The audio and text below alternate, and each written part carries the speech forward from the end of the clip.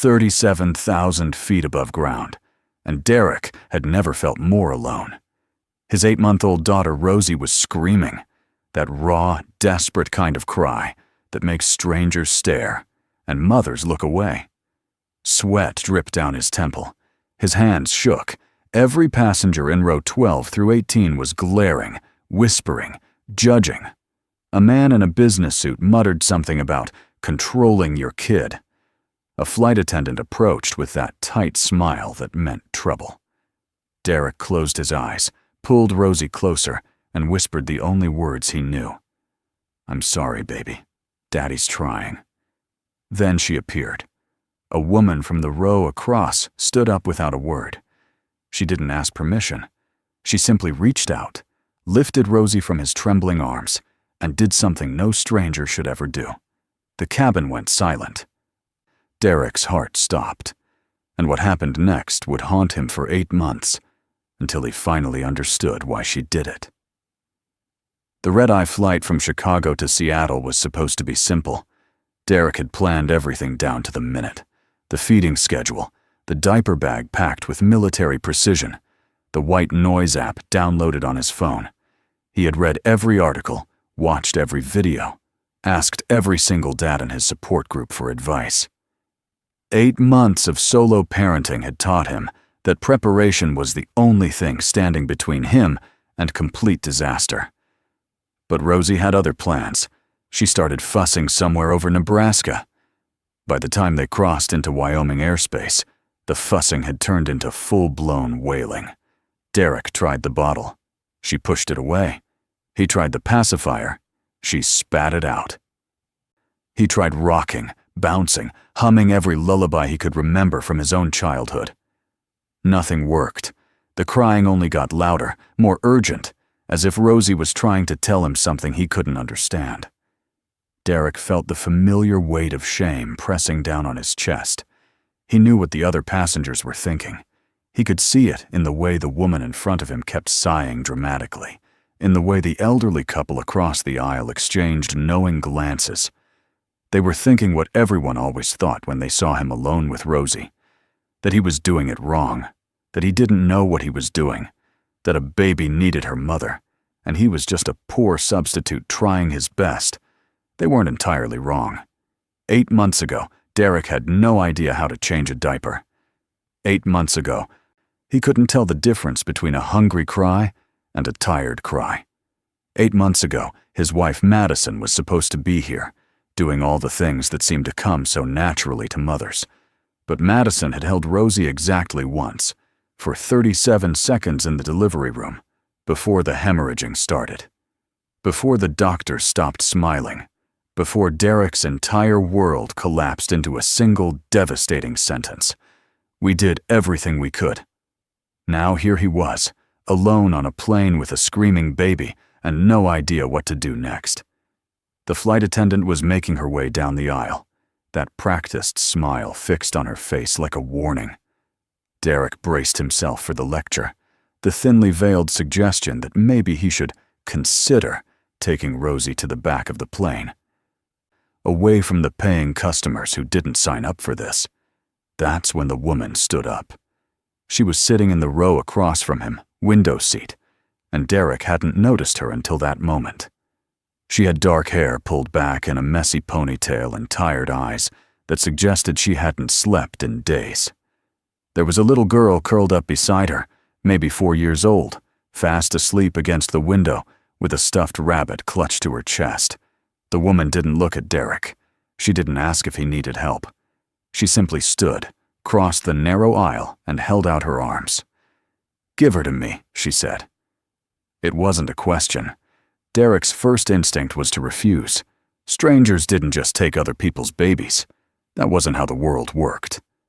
But something in her voice, a quiet authority that seemed to come from a place deeper than politeness, made him hesitate. And in that moment of hesitation, the woman reached down and lifted Rosie from his arms as if it was the most natural thing in the world. The cabin fell silent. Even the man in the business suit stopped his irritated muttering. Everyone watched as this stranger cradled Derek's daughter against her chest and began to hum, low and soft, a melody that sounded like something between a lullaby and a prayer. She swayed gently from side to side, her eyes closed, her lips moving as if she was having a conversation with Rosie that no one else could hear. And then, impossibly, Rosie stopped crying. Not gradually, not in fits and starts, but all at once, as if someone had flipped a switch.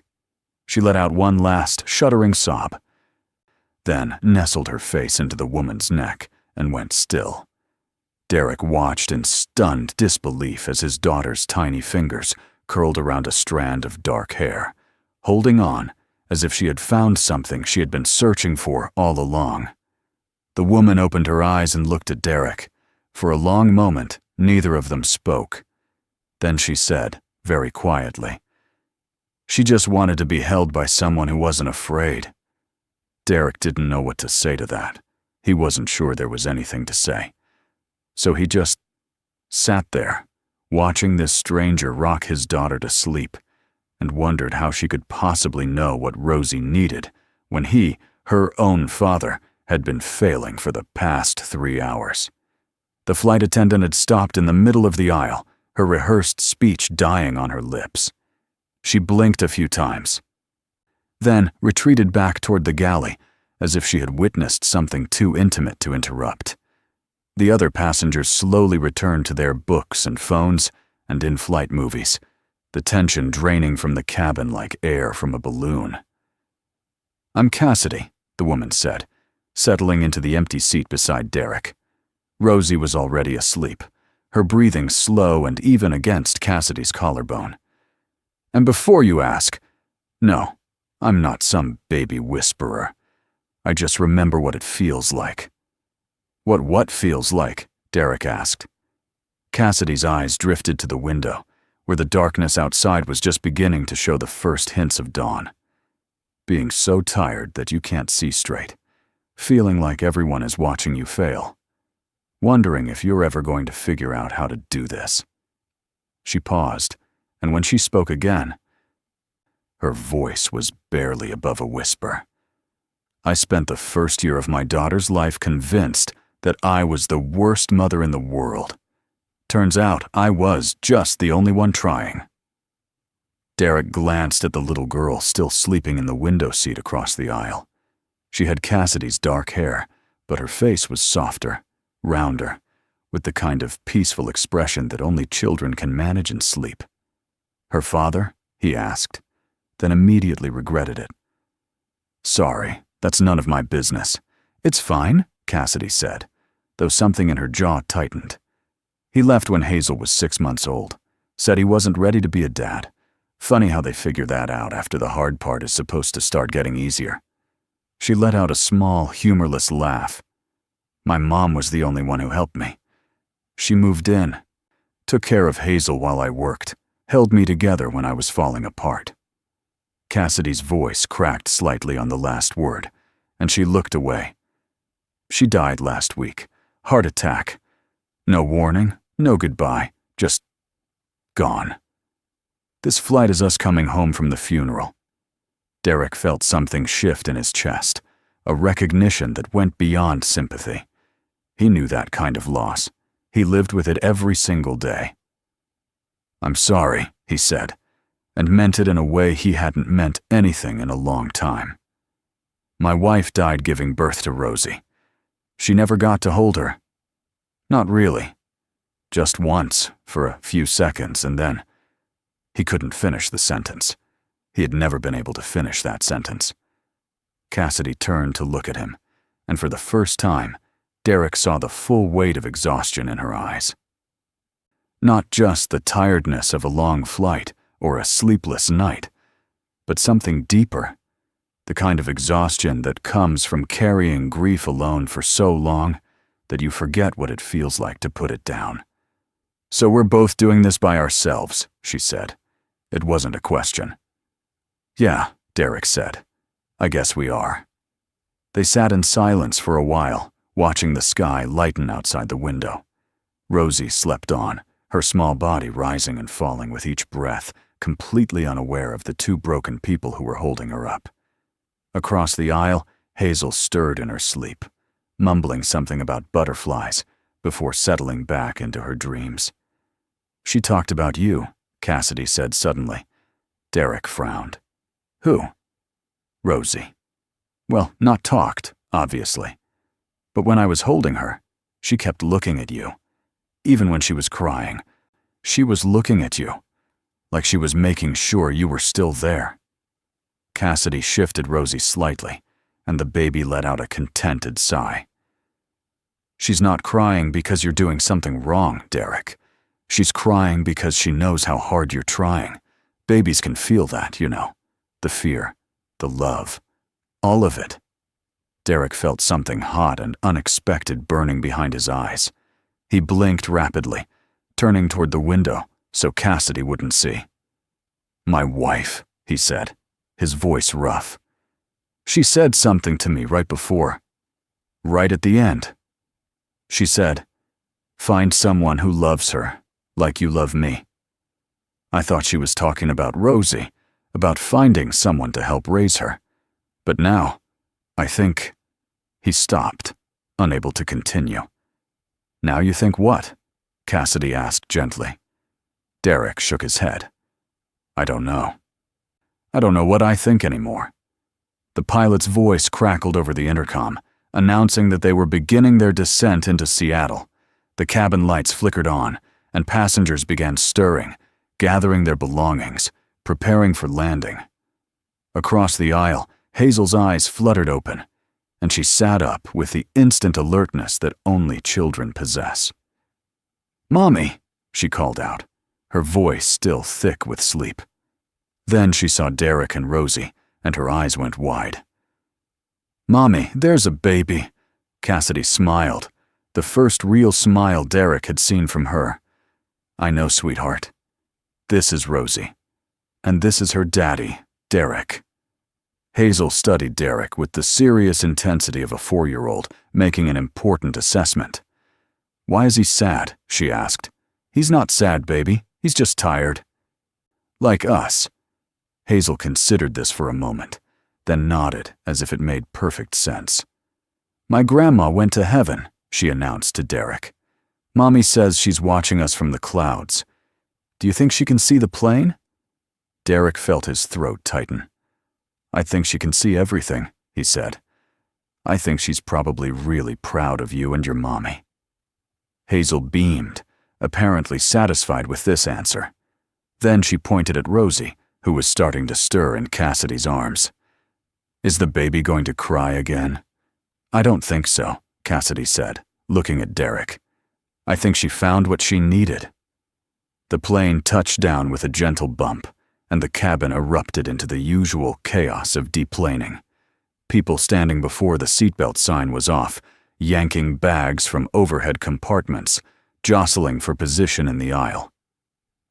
Derek reached for Rosie, and Cassidy handed her over carefully, their fingers brushing in the transfer. "Thank you," Derek said. The words felt inadequate for what had just happened, but he didn't know what else to say. "I don't know how to— you didn't have to."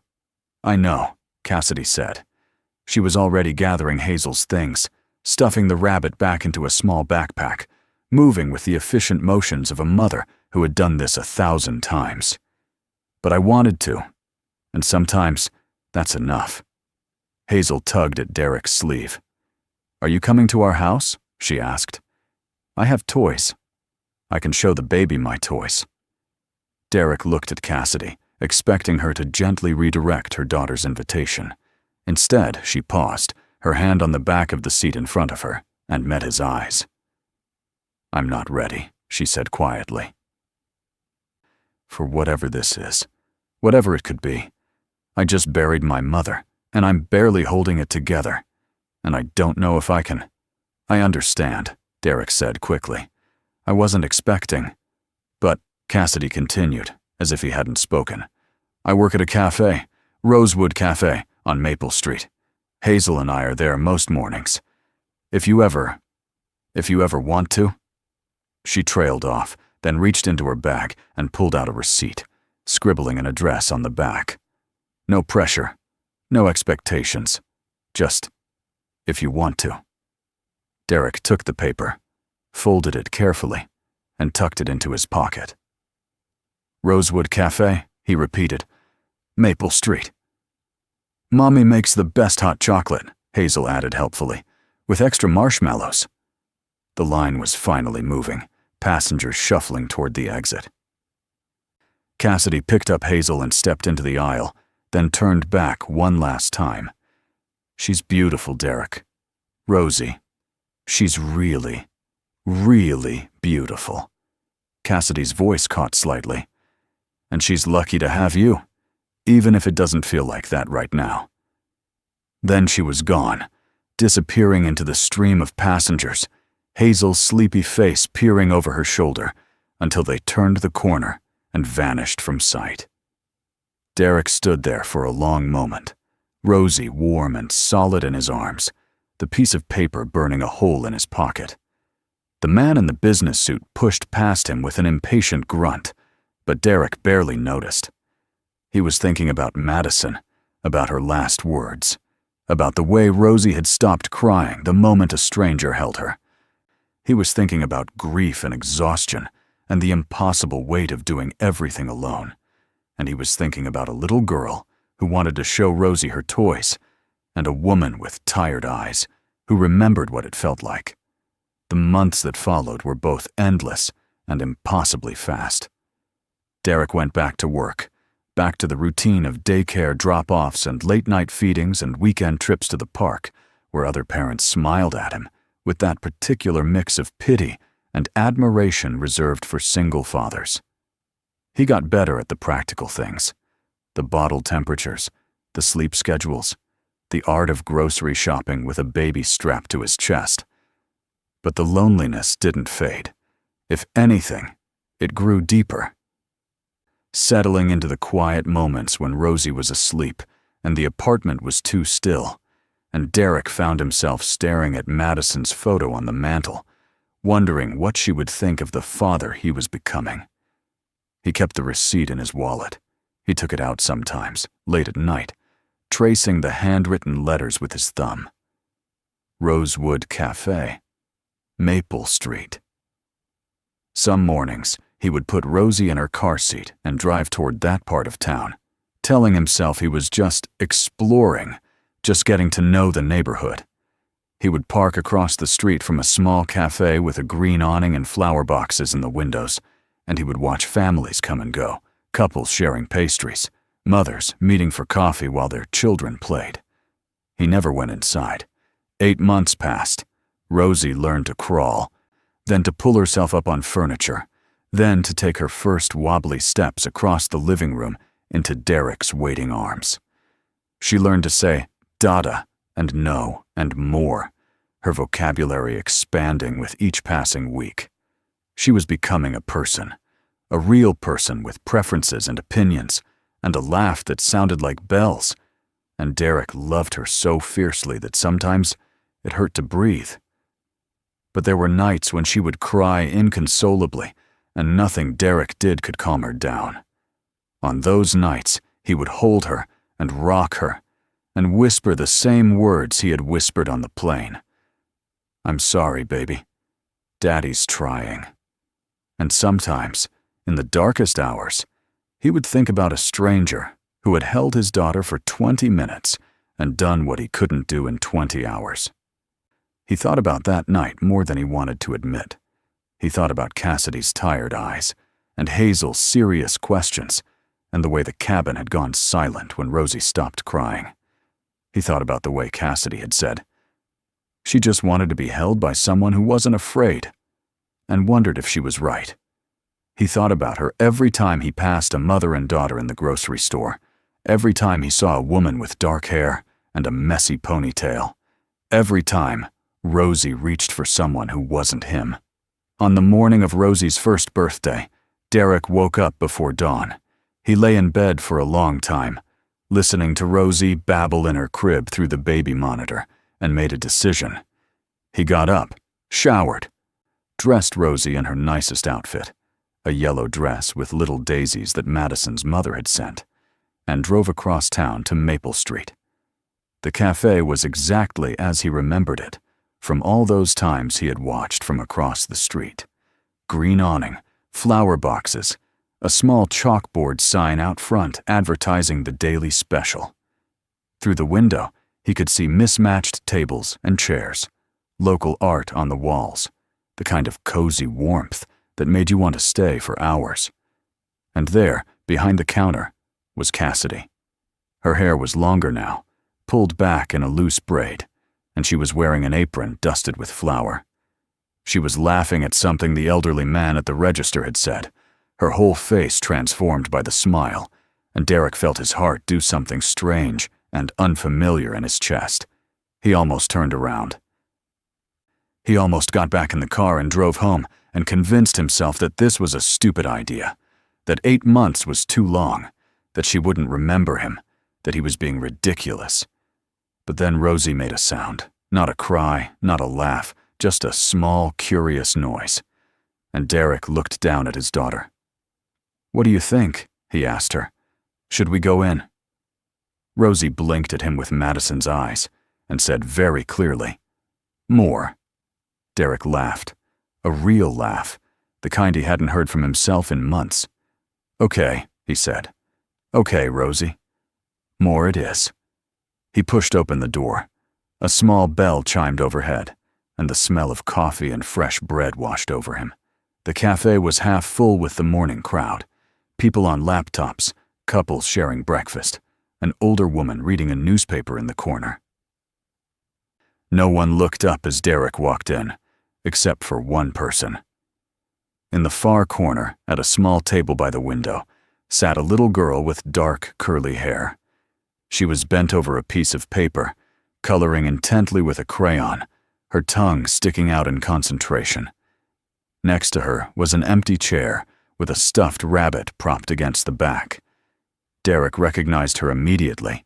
She was bigger now, older, but she had the same serious expression, the same careful way of holding her crayon. Hazel. As if sensing his gaze, Hazel looked up. Her eyes went wide. Then she let out a shriek that made every head in the cafe turn. "Mommy! Mommy! It's the airplane man! The airplane man with baby Rosie!" Cassidy nearly dropped the coffee pot she was holding. She spun around, her eyes scanning the cafe until they found Derek standing by the door. Rosie in his arms, looking like he wasn't sure whether to run or stay. For a long moment, no one moved. Then Rosie wiggled in Derek's arms, pointing toward Cassidy with one chubby finger, and made a sound that Derek had never heard her make before. "Ma," she said. "Ma, ma, ma." Derek felt the blood drain from his face. "Rosie, no, that's not." But Cassidy was already moving. She set down the coffee pot, came around the counter, and walked toward them with tears streaming down her face. Hazel had jumped out of her chair and was running too, her drawing forgotten, her rabbit abandoned. "You came," Cassidy said, stopping just a few feet away. Her voice was shaking. I didn't think I wasn't going to," Derek admitted. "I almost didn't. About 100 times I almost didn't." "Then why did you?" Derek looked at Rosie, who was still reaching for Cassidy, still making that sound. Ma, ma, ma, like it was the most natural thing in the world. "Because she hasn't stopped talking about you," he said. "I mean, not talking, obviously. But every night before she falls asleep, she makes this sound, this humming sound, and it took me weeks to figure out where I'd heard it before." He paused, his throat tight. "It was the song you sang to her, on the plane. She remembered." Cassidy's hand flew to her mouth. "That was my mother's lullaby," she whispered. "She used to sing it to me when I was little. I didn't even realize I was—" "She remembered," Derek said again. "And so did I." Hazel had reached them by now, bouncing on her toes with barely contained excitement. "Is baby Rosie going to play with my toys now? I told her she could. Remember, Mommy?" "I told her on the airplane." Cassidy laughed, a wet, wonderful sound, and bent down to her daughter's level. I remember, sweetheart. Why don't you show her the corner where we keep the crayons? Rosie might like to draw." Hazel's face lit up like Christmas morning. She looked at Derek hopefully. "Can I hold her hand? Please. I'll be really careful." Derek set Rosie down on her feet. She was steady now, had been walking for 2 months, though she still preferred to hold on to something. A table edge, a pant leg, a finger. She looked up at Hazel with wide, curious eyes. "Hi, Rosie," Hazel said solemnly, extending her small hand. "I'm Hazel. We're going to be best friends." Rosie studied the offered hand for a moment. Then she reached out and grabbed Hazel's fingers, and the two of them toddled off toward the corner table. Hazel chattering about all the important things Rosie needed to know about crayons and coloring and the best way to draw a butterfly. Derek and Cassidy stood there, watching them go, standing close enough that their shoulders were almost touching. "She called you Mama," Cassidy said softly. "I know. I'm sorry. She doesn't really understand." "Don't apologize." Cassidy's voice was firm, but there was something underneath it, something fragile and hopeful and terrifying all at once. "My mother used to say that children know things that adults are too scared to see." She turned to look at Derek, really look at him, and he saw that she was crying again, but smiling too. Maybe she sees something we're not ready to admit yet. Derek felt the ground shift under his feet. "What are you saying?" Cassidy took a breath. "I'm saying that for 8 months, I've been thinking about a man on an airplane, a man who was so clearly terrified and exhausted and in over his head, but who was also holding his daughter like she was the most precious thing in the universe. I'm saying that I've been thinking about how he looked at me when I sang her to sleep, like I had done something miraculous, when really I just remembered what it felt like to need help and be too proud to ask for it." She stepped closer, close enough that Derek could smell coffee and flour and something that might have been vanilla. "I'm saying that Hazel asks about you every single day. She draws pictures of the airplane man and baby Rosie. She put them up on the wall in her bedroom, and every time I see them, I wonder what would have happened if I'd been braver. If I had given you my number instead of just an address, if I had trusted that whatever I was feeling on that plane wasn't just grief and exhaustion, but something real. Cassidy, I'm not done." She was crying harder now, but her voice was steady. "I'm saying that my mother died, never knowing if I would find someone. She used to tell me that good men are the ones who stay, not the ones who make promises, not the ones who say the right things, but the ones who stay, even when it's hard, even when they're scared, even when they don't know what they're doing. She said I'd know one when I found him, because he'd be the one who was already doing the hard things alone." She reached up and touched Derek's face, her palm warm against his cheek. "You stayed," she said.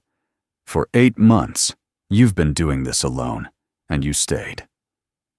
For your daughter, for Madison, for yourself, and now you're here, and my daughter is teaching your daughter how to draw butterflies, and I don't know what happens next. But I know." "What?" Derek managed. "What do you know?" "I know that when you walked through that door, I finally understood what my mother meant, about good men, about staying." She smiled through her tears. "I know that I don't want to do this alone anymore, and I don't think you do either." Derek felt something break open inside him. Not a wound, but a wall.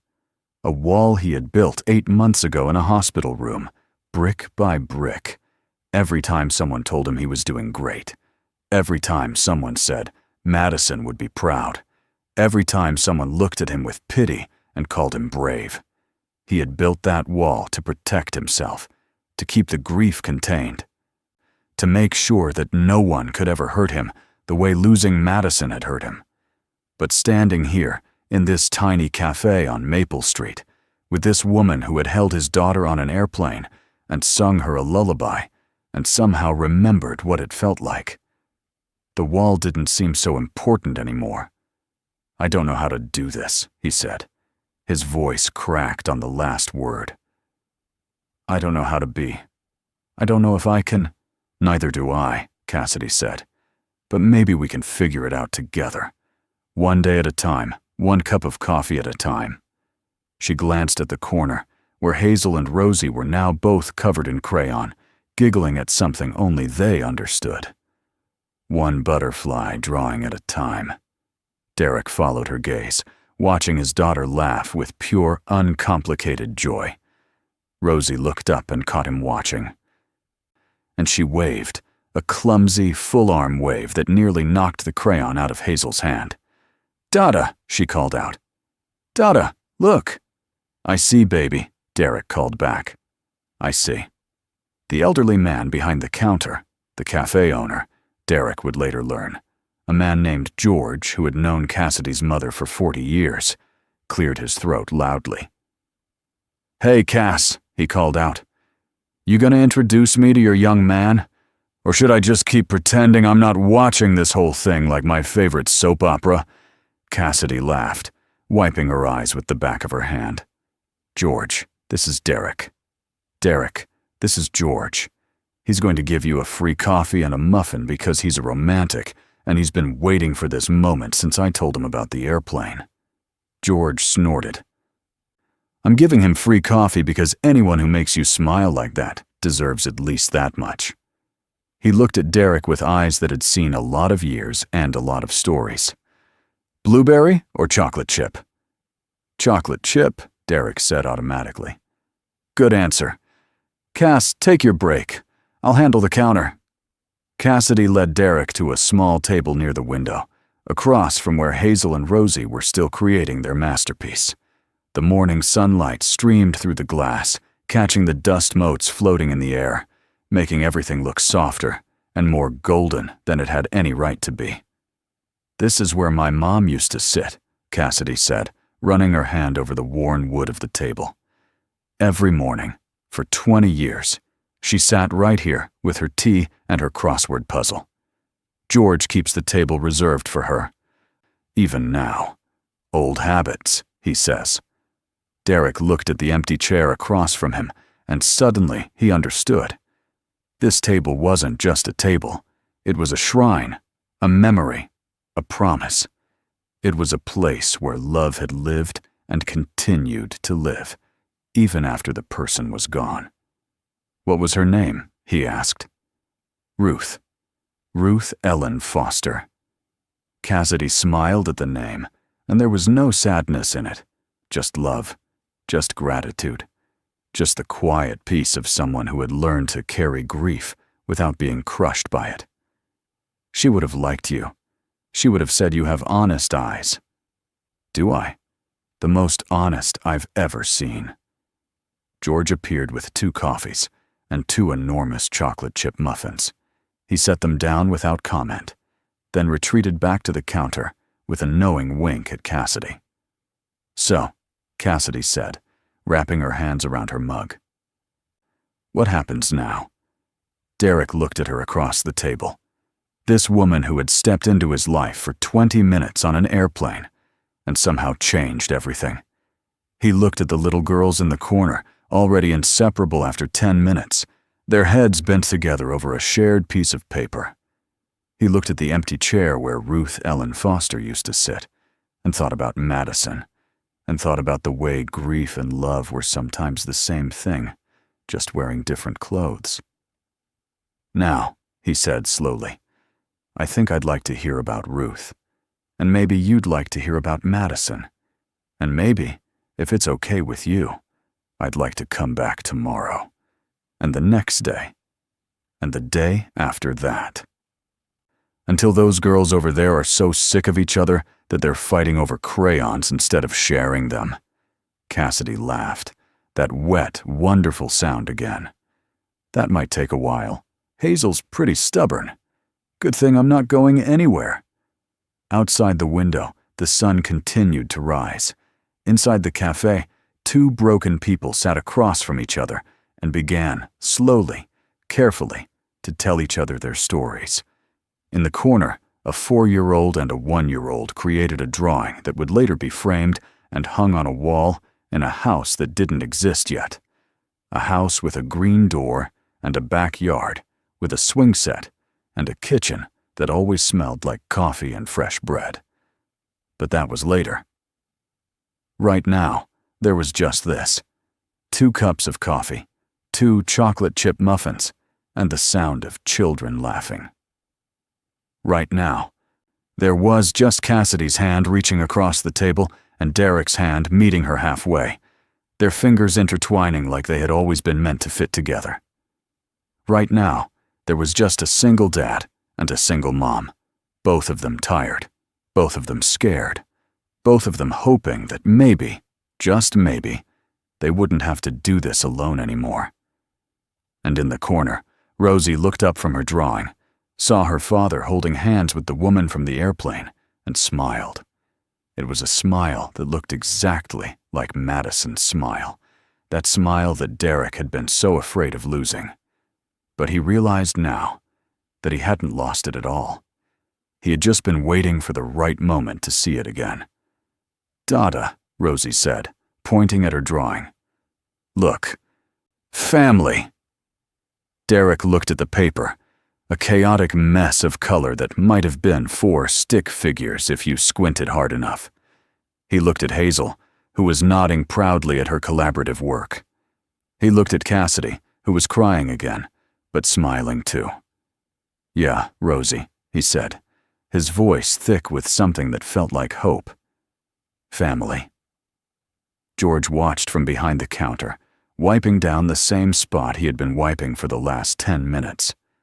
He thought about Ruth Ellen Foster, about the way she used to sit at that table every morning and tell him that someday her Cassidy would find her person. "Took your time, didn't you?" he murmured to the ceiling, to the clouds, to wherever Ruth was watching from. "But I guess you always did have a flair for the dramatic." Somewhere far above, on a plane crossing the same sky that Derek and Cassidy had crossed 8 months ago, a baby started crying. The mother looked around apologetically, already bracing for the judgmental stares. But the woman in the seat next to her just smiled and held out her arms. "May I?" she asked. And the cycle continued, strangers becoming helpers, helpers becoming friends, friends becoming family. One crying baby at a time, one act of unexpected kindness at a time, one moment of courage at a time. Because sometimes the unthinkable isn't something terrible. Sometimes the unthinkable is simply this: a stranger who sees your struggle and chooses to help.